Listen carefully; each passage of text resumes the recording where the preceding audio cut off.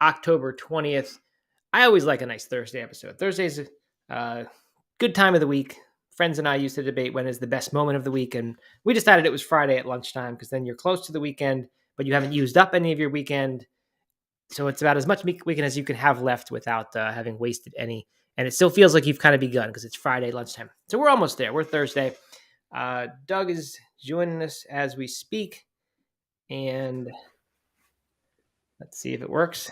There is Doug. How's it going, Doug? It's going well. Happy Thursday, almost Friday. That's right. Practically Friday. Love Thursdays.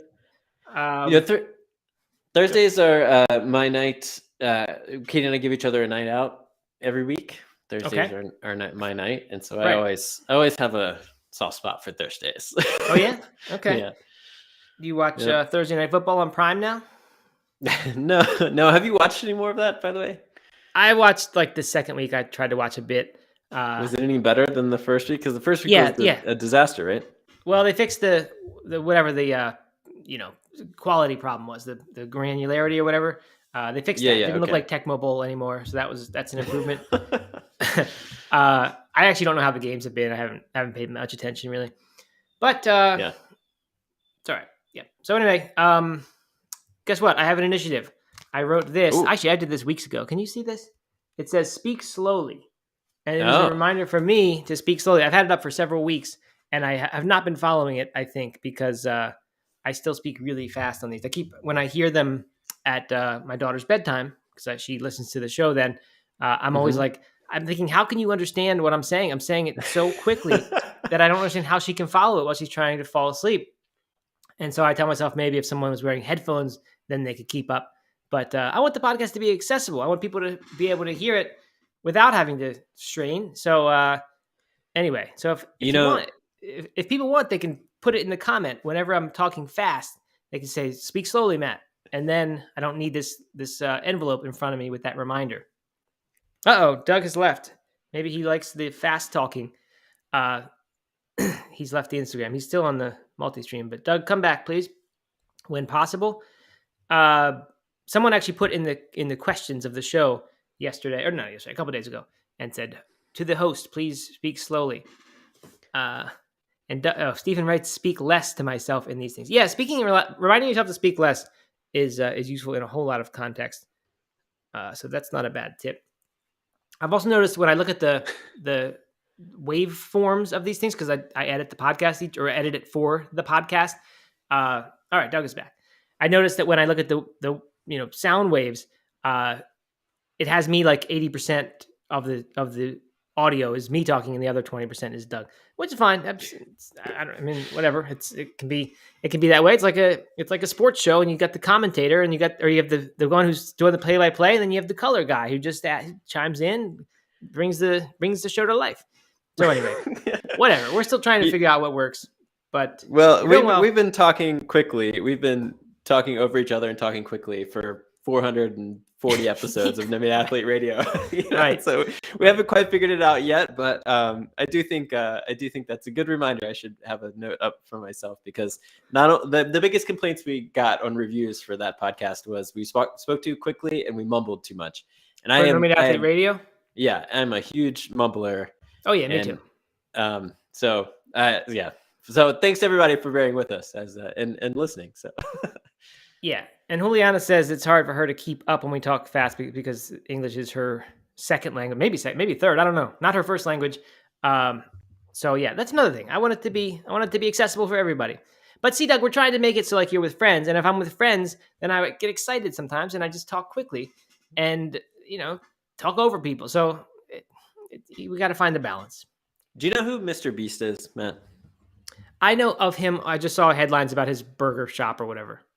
And I saw a chess thing too. He has done some chess streaming against someone who, during that chess cheating scandal, he was featured on one of these things. But that's all I know. Why? What about him? What do you got? He's one of the biggest YouTubers, if not the biggest YouTuber, with 80 million subscribers or something ridiculous like that. But I recently listened to an interview with him, and he said the best thing he did for his business was take the exact same content, have because it's mostly just like him talking over stuff that's happening.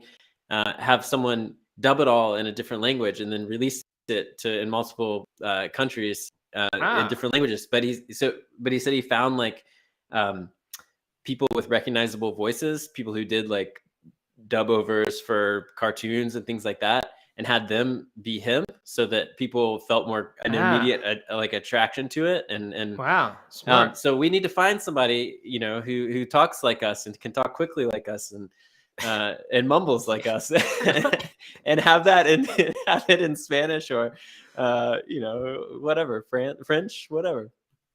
That is what we need for sure. Well, to your credit, Doug, when I think about this stuff, not mumbling and speaking more slowly, I only think of myself as the problem. I don't know. When I listen to you, I can understand it fine. So it's whatever. But if everyone says that about all of us, then that's fine. I've noticed in a couple team calls recently, or marketing calls for work, but then also like yesterday, I was trying to talk about people going on strike and a picket line and things like that. And the words just were not coming to me. And I've just been so tired this week, and I've been sick for like the last few weeks. And my daughter's been sick. And so yesterday I woke up at 4:00 in the morning, and I realized that my brain is just, it's like when I had that newborn and I couldn't find words. Right. My brain has just been like that the last couple of weeks. So the fact that anyone listens to this show at all is beyond me. But well, they do. And we're nearing 16,000 downloads on the podcast. Yesterday was our biggest day yet. Something like, I don't know, 20 times more people. Does that seem right? Yeah. So for every person here who's listening to an episode live, 20 times more listen to it on the podcast. So good reminder for us that it's happening and it's good, and whatever we're doing is working enough. So we're going to keep doing it. And I guess let's get into our episode. So we just did a Q&A episode. We just, contrary to popular belief, No Meat Athlete Radio is not going away. That's our other podcast. You can always go subscribe to that if you're a plant-based morning show person who doesn't know about that. We just recorded a Q&A episode, and we thought maybe it'd be fun if we did a Q&A a little bit in this. This show is more about topical, current things that are happening in the plant-based world. But we figured if we did a little Q&A, if people ask us questions, whatever they want, like they often do at No Meat Athlete, wouldn't hurt. So let's do the first of those. Someone actually asked us a morning show related question, which we answered on No Meat Athlete Radio. So we figured we'd address that one here. And then also encourage people, like, it'd be fun to do one of these every show, just begin or end the show with a question. So if you've ever got questions, you can always DM us, No Meat Athlete _official. That's how this person did submit a question. Or compliment. You could DM compliment too, yeah. We also should mention this show is presented and sponsored by Compliment. We forget that sometimes, but if not for Compliment, probably wouldn't have this show. So anyway, Doug, are you prepared to present that question for us? I am not prepared, but I can be right now. This question comes from Jacob O. It was sent to our DMs. Good job keeping up with this new daily show. It's hard to start a new daily habit, as you well know. So I'm interested to hear how that feels for you at some point, or how that feels for you. Good. Okay. I'm going to stop there. Yeah. They went on to talk about other stuff, but I think this is good. That's the real question. Yeah. So how does it feel to start a daily habit? Yeah. So how do we do it? So I think the interesting thing is that this actually, we didn't really try to use habit change, tricks and things with this, but the way that we ended up doing it did make use of plenty of them. The ones that I think are perhaps easiest to get your head around are, first of all, it's two of us. If it was just one of us trying to do this show, it'd be so easy to just like not show up one day. So having a partner, right, with anything, fitness, food, whatever, if you can get someone else who's as motivated as you are, and so that when you're kind of not into it, or you're just, dragging that day, they're going to be, chances are, rare and ready to go and keep you going, and vice versa. So that's a huge thing, just having someone else you're kind of accountable to. In this case, there's also this public accountability that, like, if we did 3 of these and then said it was a daily show and then we stopped, it just is kind of embarrassing because we have a bunch of friends who listen to this. So there's that public accountability part of it. And both of us are very motivated to do it. So just that's, in general, if you can be really motivated about your change, you're going to have more success than if you're not. That's not a hack. And it'd be great if we were really motivated about every change we wanted to make. Unfortunately, we're not always. So those are 2 big ones. What else, Doug? What else is, why has this worked? I think I mean it's funny. You just took the ones that I said. Did. Yeah, I like those better. On the Q&A. No, but I think what worked well with this is probably the biggest thing we did. So we experimented with what it would be like to go live. We did it on Twitter Spaces a couple times, just kind of randomly at random times of the day. I think we did a random one here too.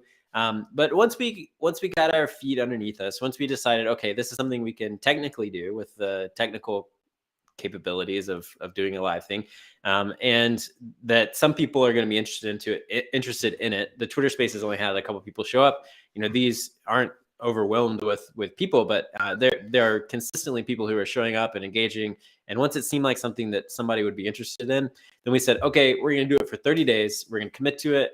No matter what, we're going to do it for 30 days. We're going to make it happen every day at 11 o'clock, every weekday at 11 o'clock. And I think that 30 days have come and gone. Honestly, I haven't even been keeping track at all. But we said we were going to commit to it with a long enough time where it felt like this big commitment, an exciting commitment, but not so long that if it was just if it was terrible, if we were just getting spammed every day, or if we just hated doing it, or we ran out of ideas or whatever, then we could back off and say, okay, we did it. We gave it a fair shot, and move on. But now 30 days have come and gone, I believe, and we're still going strong and more motivated than ever, I think. Yeah. A 30-day challenge. I just love that idea. Any kind of, challenge that has a set time end to it is so useful for habit change. If you can do it, for me, when I went vegetarian, it involved a 10-day challenge, and then I extended that at the end to 30 days. When I went vegan, it involved a 30-day challenge. When actually I got to the end of it and I realized I wasn't ready to be vegan yet, but having done it for 30 days and feeling okay about stopping, it didn't feel like it's a failure. It felt like I succeeded in my 30-day challenge. That made it then so that over the next 6 months, without even trying, I gradually moved closer and closer to a vegan diet, and it just eventually felt pretty normal. And then then it was easy to actually say, okay, I'm ready to be this for good now. So I'm a huge fan of a challenge that has like a fixed end date, so that in your head, when you feel like, you get a craving or you don't want to exercise or whatever, you don't want to do your habit that day. If you can say, I just got to get to the end of this 10 days or this 7 days or this 30 days, and then I can decide to stop. I just feel like you end up with such a better result because you're in a better place at the end of that than right in the moment of not feeling like doing it. So anyway, I guess that's enough. I don't want to dwell too much here, but just general habit change tips, and hopefully hopefully if you're listening, you get the sense that has nothing to do with the morning show. That's general habit change. Whatever you're trying to change, use those tips. So or go start your morning show. Challenge, find a partner, get motivated, stay motivated. And do it at the same time every day. Forgot to add that one. That's right. Because if you don't have the same time or some trigger, like after I brush my teeth, I'm going to do this thing. If you don't have something that says now's the time to do your thing, it's really easy to just keep pushing that back. And then eventually it's at the end of the day. And then you're not doing it. Mr. Jeffrey adds in, plus you were having fun. I think Mr. Jeffrey is one of the ones who gave us one of the questions that we answered in the previous thing. Am I right about that? But anyway, yes, that's a huge thing. The fun factor is good. And that's why I can't stop talking fast. I'm just having too much fun. So I got no control over the speed of my words. Okay. So let's get to the show, Doug. Again, reminder, if you want to ask a question, please just submit it via DMs. Better in DMs than, in the little question thing here, unless you want it answered right now. But if it's a serious question that's going to take a while to answer, put it in DM so we can, pull it up and get it ready later when we're preparing for this show. All right. So into the news of the day. We mentioned, I think it was yesterday, I don't know, these all blend together, that Beyond Meat and Don Lee Farms, no, that wasn't yesterday. I don't know, that they were having a lawsuit. Yep. Okay.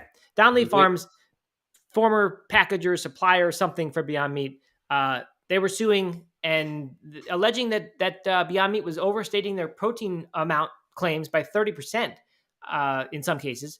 And so that trial began this past week, but apparently they have now settled. The news, there's not really much news about it. This is just a quick thing. But they have settled. They have said now that the agreement to mutually release each other, because I guess Beyond Meat had made sort of a counter suit or counter claims. But so they have decided not to do that. Terms were not released, so we don't know how much Beyond Meat had to pay Don Lee Farms to shut up and go away. But we all are stuck with 30% higher protein claims, I guess, forever. Nothing is done about that as long as Don Lee Farms was made whole. So that's the news there. That's the news. The plant-based or the negative Beyond Meat news of the day. Yeah, there's always one. Hopefully we can be the thorn in Beyond Meat's side. Always remind everyone of whatever's bad has happened to them. Unless they want to sponsor us, and then in which case we'll totally change our attitude. No, and all bets are off. Yeah. Okay, moving on. This is another news, and Doug, I'm glad to have you here today for this one because you are our Subway expert. You've been that for a long time at No Meat Athlete, ever since you wrote the post about something about how do Subway's 3 new vegan subs stack up. We've for the longest time had the Subway Fresh Take Hotline has been our name for the call-in line that we had on No Meat Athlete Radio, which they did not have anything to do with sponsoring or anything. But anyway, Veg News has put out How to Order Vegan at Subway, a sandwich lover's guide. And it's honestly really nothing surprising at all. Like if I told you to go in Subway and order vegan stuff, you'd pretty much get what they're telling you to do in this article. It's obvious. You're looking at a bunch of vegetables and meats and cheeses, and you don't get the cheeses, don't get the meats. You're gonna be okay. Don't get the creamy dressings. Yeah. Right. The only thing that is surprising, first of all, maybe to some people, is surprising. The white bread is the only vegan the only bread option that's vegan at Subway. They've had different ones. I guess at different franchises, they have different options, and some of them can be vegan sometimes. But the only consistent one there is the bread. By the way, side note, Subway has to me, the biggest variation of quality from location to location. So you can go into some of them and they're like really nice and perfect and everything's clean and the employees are good. The sandwich artists are good. And then you go in these other ones, often when they're attached to a gas station, that's a bad sign. And it's like there's mayhem. It's like it's no one running the show. People are giving out the stamps. The employees are, they don't want to be there. Often if you go in college towns, you also run into a bad sandwich artist. So anyway, just a warning. One Subway is not like another. So some of them are going to have some things that are more vegan than others too, apparently. This is a side note, but I recently watched a little mini documentary. By that I mean like a 20-minute YouTube thing on Subway's invasion of Korea, of South Korea, and how apparently they've like worked their way into the Korean dramas, which Korean TV. It doesn't allow for TV. It doesn't allow for commercials. So they now have this like product placement thing. And a lot of like key moments in these Korean dramas on TV are happening in Subway, and it just kind of like naturally happens. So now Subway is having this like massive, like explosion in Korea. And I don't know. I thought that was interesting. That is funny. I like that. Reminds me of the Truman Show. You ever watch that one, Doug? Oh yeah, definitely. Yeah. Good movie. A lot of funny product placement in that. Yeah. Okay, right, so anyway, white bread. Yeah, white bread, the vegetables. Apparently, and also some of these sauces and things you can't get at all of them, but there are some vegan ones. Even the creamy Italian sauce, surprisingly, is vegan. Buffalo sauce, which is often, has butter in it sometimes. So you got to be careful with that one. In this case, Subway's buffalo sauce is vegan. A bunch more that are pretty obvious that they would be vegan. The surprising thing, though, about this article, the veggie patty. So this is one of my biggest vegan blunders for a long time. I was ordering the Subway veggie patty after I knew when I was vegetarian that I could get it. But then after I went vegan, I just assumed, kind of naively, I guess, that who would put animal stuff in a veggie patty. But of course, I think it was eggs was the culprit. But I didn't realize that, and I had kept ordering it for years until probably 5-10 years ago, I realized that it was not. So that's kind of when I stopped going to Subway, and I just started. I mean, every now and then on a road trip or some weird day, I'll go there and just load up a veggie sub, and it's actually not bad. And I enjoy that when I do it. Nothing amazing. The bread's okay, and I think it has a bunch of fillers and things that aren't very good for you. The vegetables are sometimes okay, but anyway, now the vegan patty the veggie patty is now vegan. Yeah, it's just not available at all locations yet. So you have to inquire about its ingredients before a sandwich artist begins crafting your sub. So again, some of them are vegan and some of them are not, but they're still calling it the veggie patty. Like they're not changing. It's not this new thing. That's what it sounds like. It sounds like they've sort of reworked it, and not all the restaurants have the new thing yet. Like I said, though, you go into a college town and you get some employee who's just out to lunch, half baked. Yeah, they're probably not going to know the ingredients of the veggie patty if you ask them. So you may have to do some more research before you go in and order that. But that would be good. I always thought that thing was pretty good. Yeah. Shuck Jody says he or she made the exact same mistake I did, thinking that was vegan for a long time. But it was good, and it was pretty good. It was weird, but it was good. And you have to wonder, someone I think just brought this up. Same person.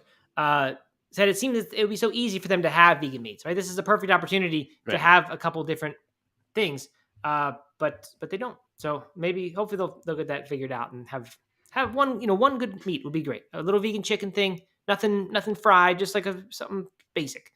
I'd go there a lot more if there was that. Well, so this article was written by Tanya Flink. Shout out to Tanya because she listens to the show over at Veg News. So maybe she has some sort of insider at Subway that she can reach out to for us and encourage them to all go vegan. All the veggie patties to go vegan. Yeah. Maybe. Good. All right. Glad we didn't bash the article's headline or anything like that. It was a great article. Way to go, Tanya. All right. So moving on. The World Health Organization, Doug, has said, here's the headline. United Nations Health Agency, that is the World Health Organization, warns the world to get active or risk developing serious illness.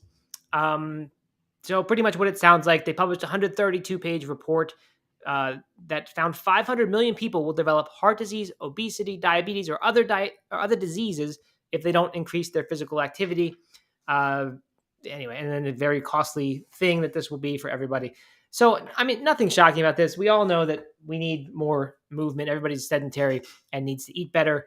But is it kind of a good reminder for me? I think it's weird, even being this is like something I've made a living at for 13 years now. Very easy for me to forget that exercise offers long-term health benefits. And every now and then I come across it is like I think of diet as being the thing that is going to protect me from most diseases. Sure. And I think it probably is. I think it is the bigger, the larger factor. And I think the same with weight loss. Like it tends to be a diet thing. If you want to move the needle, that's the place where you can do it fastest.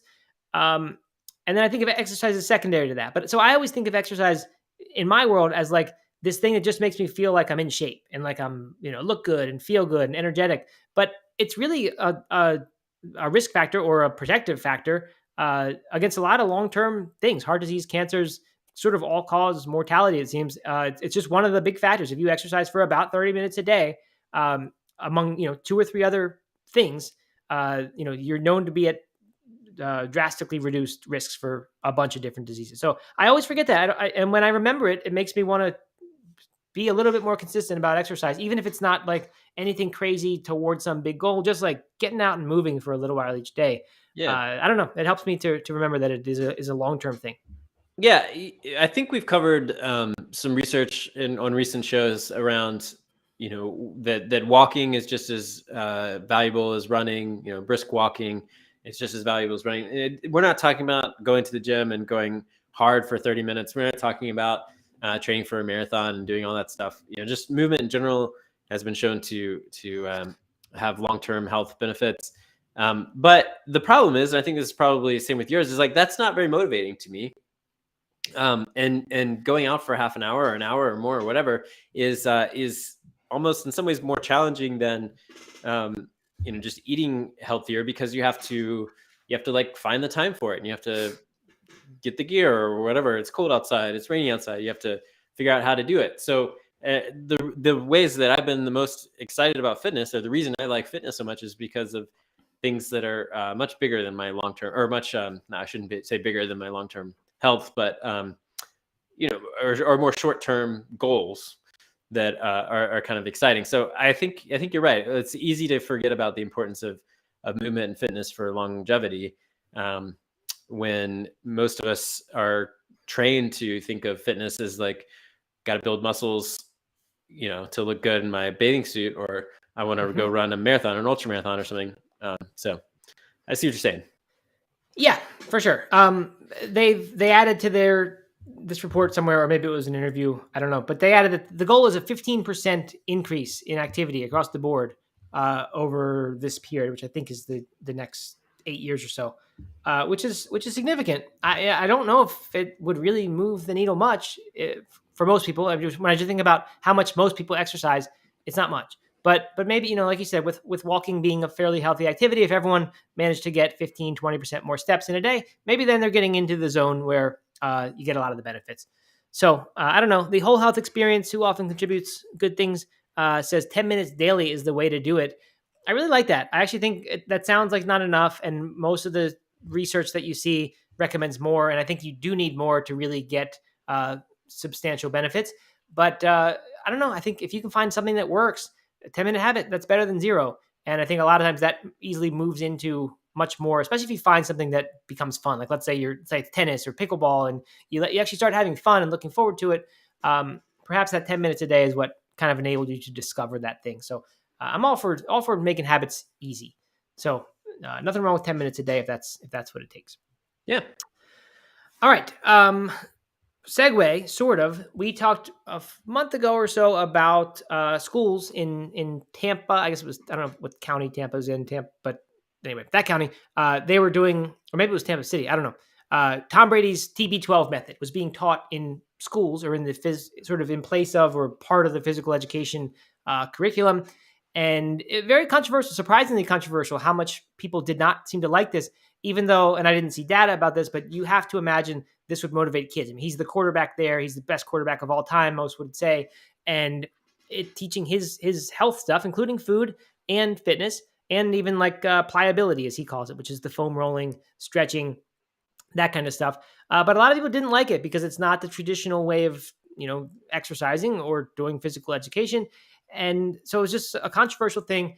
I came across this article today, but anyway, I was thinking about this World Health Organization thing, and I was thinking, like, I really think stuff like the Tom Brady thing is good because people's association to exercise and fitness in this kind of old school way of like no pain, no gain, and that it has to be suffering, and it like that's not at all what Tom Brady's approach is, and I'm pretty sure that like that doesn't work, right? We need, obviously what we're doing doesn't work.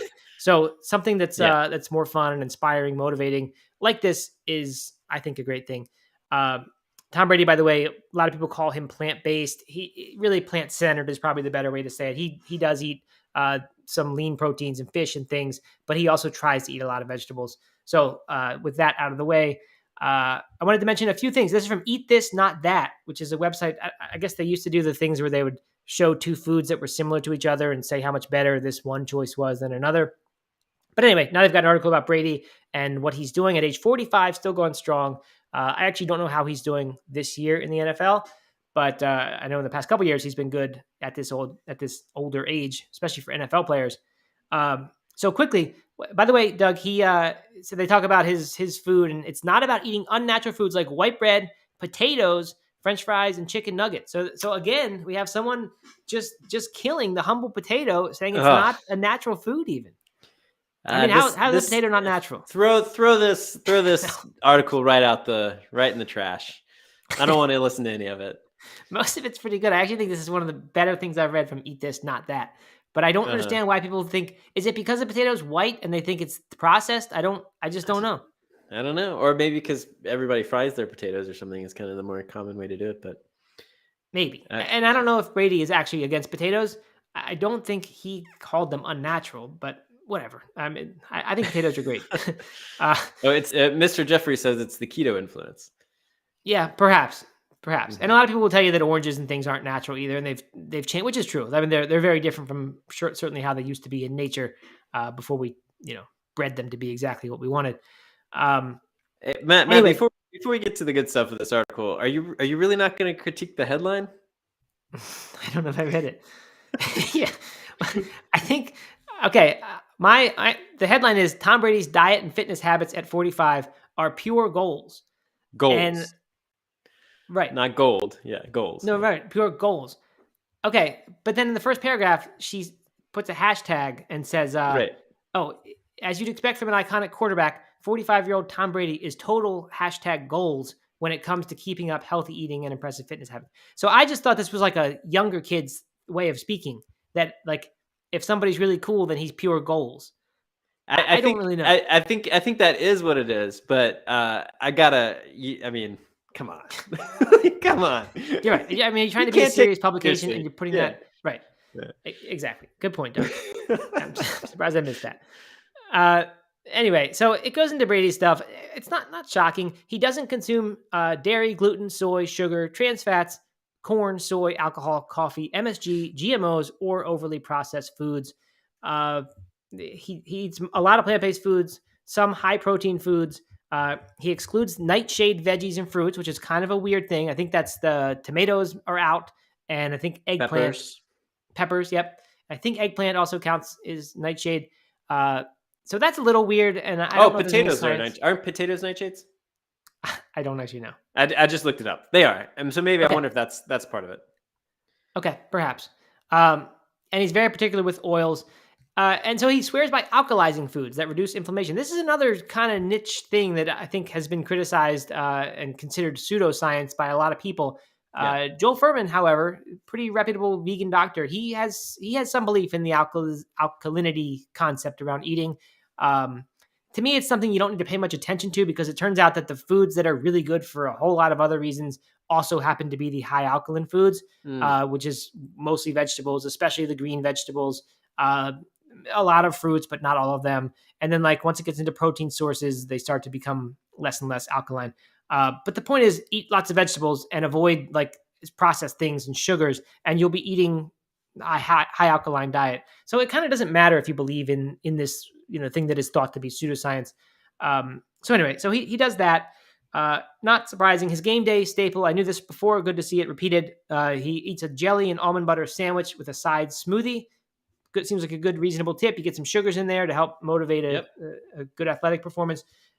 He says he eats every now and then. If he's craving bacon, he has a piece of bacon. Same with pizza.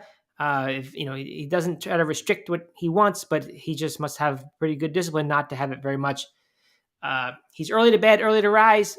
8:30 p.m. bedtime, 5:30 a.m. wake up.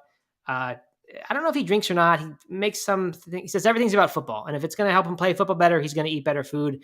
If he's a decision about whether to drink or not drink is always football centric. But somewhere else it said, as I said, doesn't drink alcohol. So anyway, he does pliability, as we've mentioned, lots of foam rolling, stretching and such. And his workout, pretty during the season anyway, nothing crazily intense, a lot of bands and stuff like that.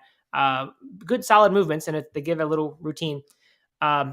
So anyway, I honestly think this is pretty good. I think if everyone listened to this, this is kind of reasonable. Not everyone's going to go all the way to Tom Brady level of commitment to these things, but this is a health system to me that seems like a reasonable thing to do. So I'm in favor of this, and I don't mind Tom Brady these days. One thing came to mind though, Doug. If you had to go to bed at 8:30 every night and you could never drink alcohol, would you switch places with Tom Brady? You can have all these good things with Tom Brady, but you have to go to bed at 8:30 and you can't drink beer. Oh man, that's a good. I don't know if I would do it. Tough question. That's a tough question. I don't know. Also, Tom Brady's decisions around politics and all that stuff. I don't know if I could ever be that either. So I didn't know he was involved in the political world. No, but at 8:30 with no alcohol would be really tough, I think. And Mr. Jeffrey adds also no corn chips. He's including in there. No corn chips, no. So that might put it over the top. I'm out. No way. Probably no bagel bites either, or pizza bites. And Jody says this sounds like a hard lifestyle equals no fun.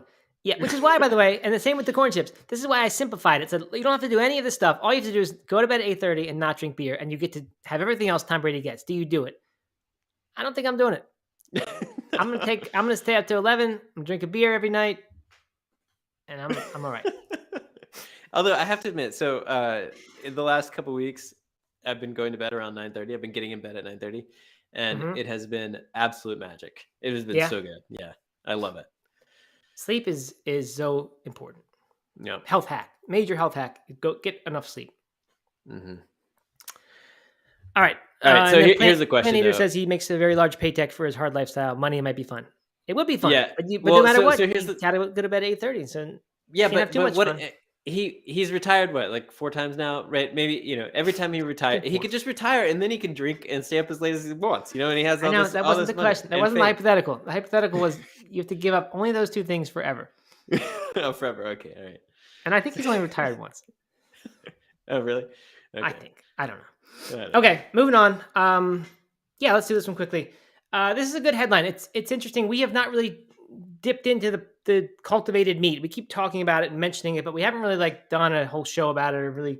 I mean, there's not that much news about it, really. I think it's in this phase where it's happening. People recognize that it's the future, but right now it's just cost prohibitive and it's just not a practical thing yet. The way some of these other things, 3D printed meats, seem to be happening much sooner. Actually, happening now. But plant-based news, our friends there have a headline: many vegans support cultivated meat but won't eat it. Poll finds. And so what is cultivated meat?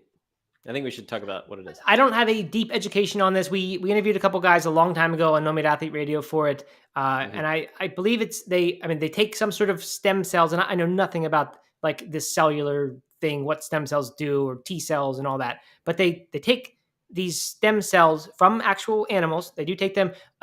I think the process used to be, or some people think it is an inhumane process, but apparently now it is humane. I don't know any details about what that means.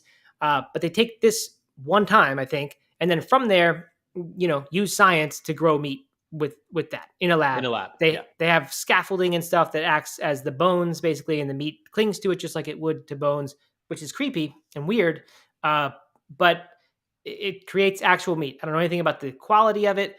Like, I believe that in animal agriculture, if a beef is grass fed, or if a cow is grass fed, the beef that comes to that is like, thought to be more marbled and better fat content and all this. So it's not, the only factor isn't the stem cells at the beginning. They must be, providing some sort of energy or fuel to this to grow it.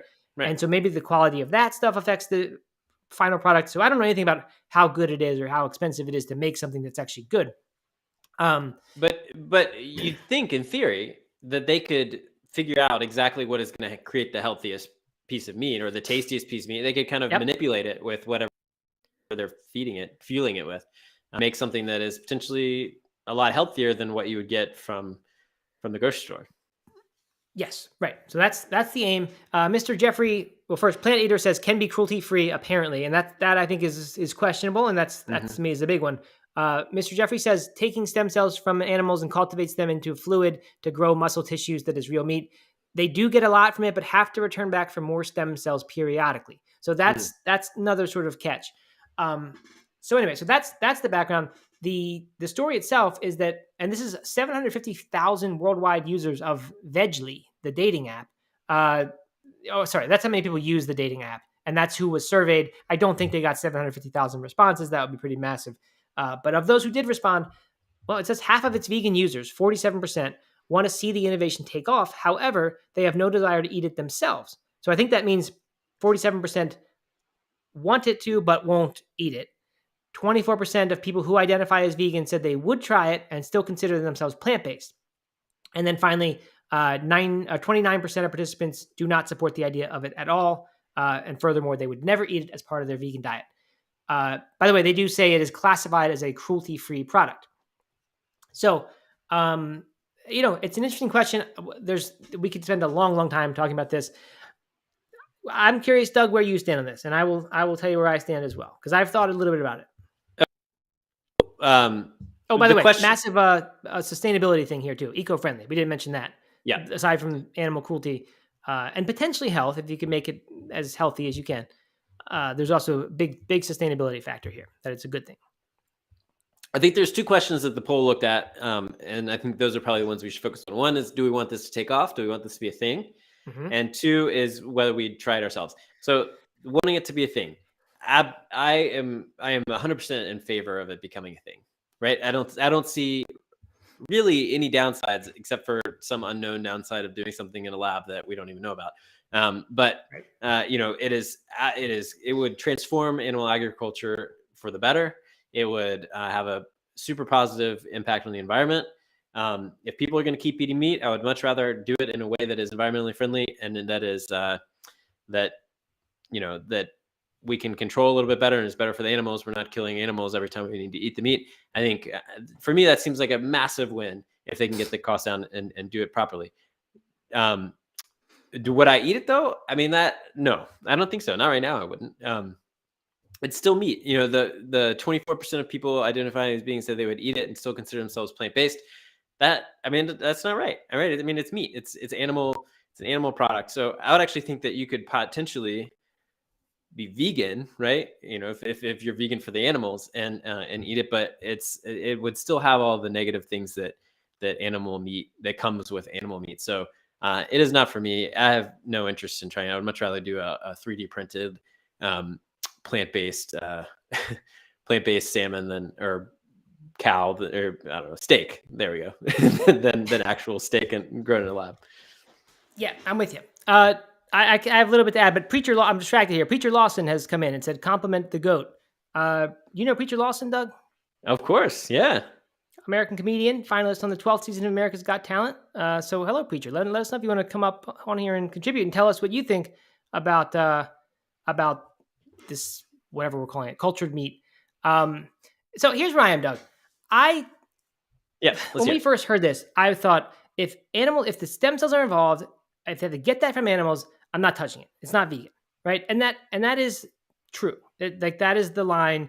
If it involves keeping an animal in captivity, right? We're not doing it. Just like we don't do, eggs from chickens that have a perfect. Even if I knew they had a perfect life, and they were happy and they just laid eggs and some of them were taken, I just don't do that because I'm vegan.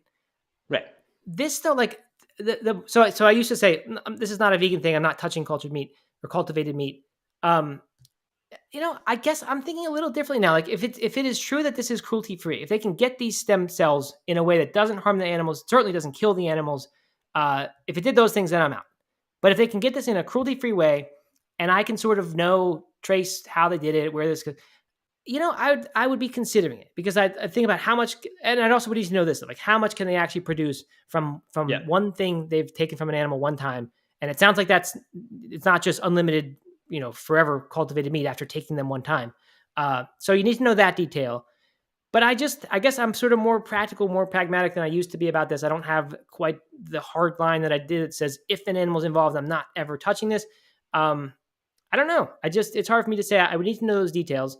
But if all that checked out and it said, okay, they got this from an animal, but they didn't harm it, it didn't die, it has the nice normal life otherwise, I don't see why I wouldn't try this and then see what it feels like. And honestly, it's not like I would just be in, but I'd be like, see, like, how do I feel eating this meat that was grown in this way? And does it check out in that sense? Like, do I just like it, or is it just creep me out when I'm actually eating it? Yeah. And if it did, then I wouldn't keep doing it. Mm-hmm. So I don't know. I guess all I want to say there is the hard line I had before about that is not as hard as it used to be for whatever reason. But I also recognize that if I did that, like then you get into slippery slope stuff. And then it's like, well, what is keeping me now from having a dairy cheese that's from a cow that I can see where he was farmed and all that. So I would be very, very cautious about that. So I'm certainly not going down that road. But anyway, just that's my honest, transparent thought on this. I appreciate that. I think we're probably a pretty good ways away from being able to have cultivated meat readily available in the grocery store. I may be wrong about that, but it seems like it's cost prohibitive right now. What here's an interesting thought is, if say this took off, right? A lot of the arguments for people to go plant-based or to switch from a meat burger to Beyond Burger is the environmental stuff, the health stuff. Mostly environmental, I guess, is kind of where this would be challenging. If we could create a meat that was 100% more environmentally friendly. I mean, nothing is entirely environmentally friendly, but let's say is a lot more environmentally friendly, or at least as good as a plant-based source. And the only difference was health. Would plant-based eaters still have a strong argument for people to choose a plant-based burger versus a meat burger? Right. That'd be a really hard one for sure. Yeah. Mm-hmm. Yeah, I mean, there's the one of, does it touch an animal at all? Does it involve an animal? And that's gonna be one, right? If you're a vegan and you have this ideology and it says, I do not believe animals should be exploited in any sense, even the sense of this, like they are their own creatures, we should not touch them, we shouldn't benefit from them in any way, then you can't have this. So, and I think that lifestyle is always going to appeal to some people. To me, it's never going to appeal to mass mainstream, like people hoping veganism goes there. So that's why I would put myself in the category of people who are very much in favor of this cultivated meat happening and taking off. And I think it's going to be a great thing for people to have this option. so that they hopefully an identical experience eating and the amount of animal suffering down by a factor of tens of thousands. I don't know. Who knows what, again, I don't know the numbers on how much stem cells they have to have, but to me, that's a great thing. Yep. 100%. Okay. Wonderful. Well, we did it. A little bit of a long show today. We've been, especially with No Meat Athlete Radio, this was a lot of talking. I've been hanging out with you all morning. It's been nice. I know. I don't know if I succeeded in speaking slowly. I know in the beginning I did, and then I kind of forgot, but I tried. So people, just remind us. Type it in the comments now and then and say, slow down, boys. Anyway. So this was good. Yeah. Thanks everybody for coming. And if you have questions that you want us to address tomorrow or any other day, DM us. And of course, if you're not already subscribed to the Plant-Based Morning Show on iTunes. All right. Take it easy. Be back tomorrow. Bye-bye.